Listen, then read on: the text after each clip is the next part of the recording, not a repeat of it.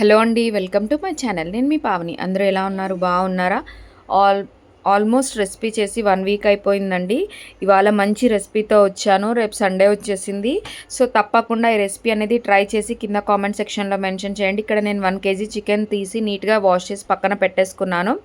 Special chicken curry అండి.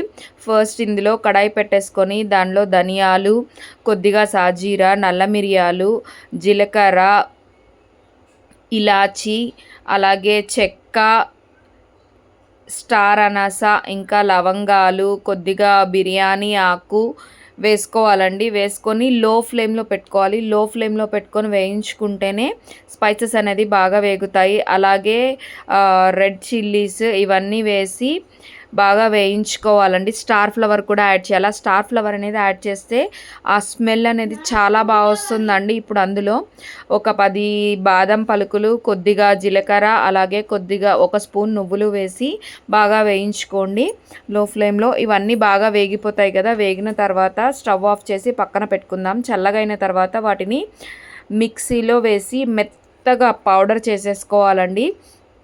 Powder చూసారా, ఎక్కడ కూడా ఏమీ తగలకుండా పొడిగా చేసేసుకోవాలి. ఇప్పుడు దాన్ని పక్కన పెట్టేసుకుందాము పౌడర్ని. ఇప్పుడు స్టవ్ మీద కడాయి పెట్టుకొని అందులో ఆయిల్ వేయాలి. ఆయిల్ వేసిన తర్వాత బాగా సన్నగా చాప్ చేసిన ఆనియన్స్ అండి, ఒక 5 ఆనియన్స్ మీడియం సైజ్ తీసుకొని వాటిని సన్నగా చాప్ చేసేసుకున్నాను. సన్నగా చాప్ చేసుకొని దాన్ని లైట్ బ్రౌన్ కలర్ వచ్చే వరకు వేయించుకోవాలి. వేయించుకున్న తర్వాత ముందుగా కడిగి పెట్టుకున్న చికెన్ని అందులో వేసేసి పచ్చివాసన అంతా పోయే వరకు బాగా వేయించుకోవాలండి. లో ఫ్లేమ్లో పెట్టేసుకోవాలి. లో ఫ్లేమ్లో పెట్టుకొని చికెన్ అనేది బాగా వేయించుకుందాము. ఈ చికెన్ అనేది ఆల్మోస్ట్ వేగిపోవాలండి. ఇప్పుడు చూడండి కొంచెం వేగింది కదా. ఇప్పుడు చూడండి వాటర్ అనేది ఆటోమేటిక్గా బయటికి రిలీజ్ అయింది. ఇప్పుడు చికెన్ ఆల్మోస్ట్ వేగిపోయిందండి. వాటర్ సపరేట్ అయింది, అలాగే ఆయిల్ కూడా సపరేట్ అవ్వడం స్టార్ట్ అయింది.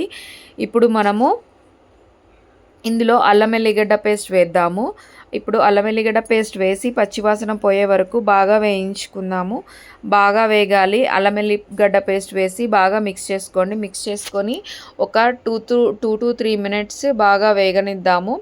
బాగా వేగిన తర్వాత ఇందులో మనము మిగిలిన ఇంగ్రీడియంట్స్ అనేది యాడ్ చేసుకుందామండి. ఈ రెసిపీయే కాదు, ఇంతకుముందు నేను చేసిన రెసిపీస్ ఏమైనా మిస్ అయినా తప్పకుండా నా ఛానల్లోకి వెళ్ళి చూడండి.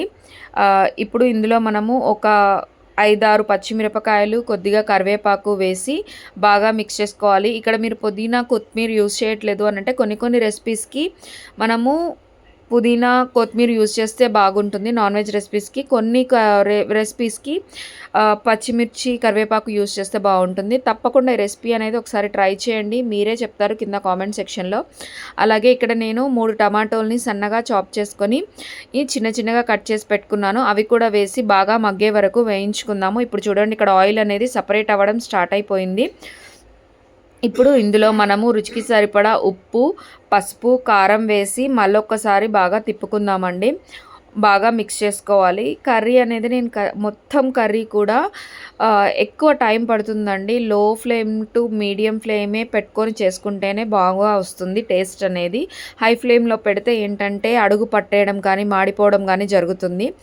సో, సాధ్యమైనంత వరకు లో ఫ్లేమ్లో పెట్టి చేయండి. ఇప్పుడు దీనిలో మనము టమాటా కూడా ఉడికిపోయింది కదా. ఉడికిన తర్వాత ముందుగా ఫైన్ పౌడర్ చేసి పెట్టుకున్నాం కదా మసాలా పౌడర్, అదొకసారి వేసేసి బాగా మిక్స్ చేసుకుందాము. ఇప్పుడు ఈ పౌడర్ అనేది మిక్స్ చేశాక ఒక స్మెల్ అనేది వస్తుంది కదా అండి. కర్రీ కలుపుతూ ఉంటే మనకి మౌత్లో వాటర్ అనేది ఇట్లా వచ్చేస్తాయి, నోట్లో వాటర్ ఊరిపోతాయి, అంత బాగుంటుంది. ఇప్పుడు మనము ఇక్కడ 2 గ్లాసెస్ వాటర్ యాడ్ చేశానండి. నేను చికెన్ అంతా మునిగేంత వరకు యాడ్ చేశాను. నాకైతే 2 గ్లాసెస్ పట్టాయి 1 కేజీ చికెన్కి. మీరు తీసుకున్న క్వాంటిటీని బట్టి మీరు వేసుకోండి. ఆయిల్ అనేది బయటికి రిలీజ్ అవ్వడం అనేది స్టార్ట్ అయింది.